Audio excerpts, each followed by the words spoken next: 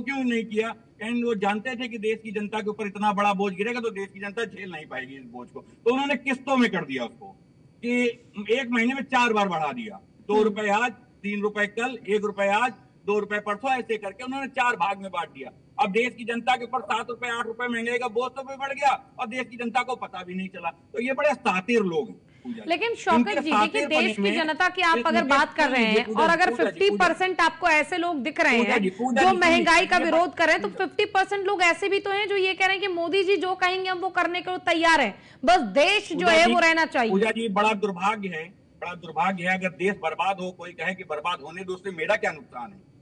ये दुर्भाग्य बड़ा है, बहुत बड़ा। अगर कोई कहे पड़ोसी का घर जल रहा तो उसमें मेरा क्या नुकसान है, घर तो पड़ोसी का जल रहा है। ये बड़ा दुर्भाग्य। इस तरह के बयान ये बताते हैं कि देश जल जाए उससे मेरा क्या नुकसान है।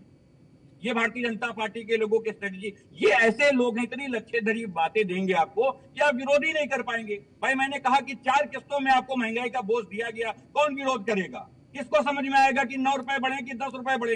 ये देश की जनता को ऐसे ही गुमराह करते हैं लच्छेधरी भरी बातों से। ये देश को ठगने वाले लोग देश को अच्छी चीजें नहीं कभी बताएंगे, अरे नहीं नहीं प्रधानों को इससे बड़ा फायदा हुआ, देश को इससे बड़ा फायदा होगा, फिर बताएंगे नहीं नहीं नहीं नहीं गलत बात, प्रधान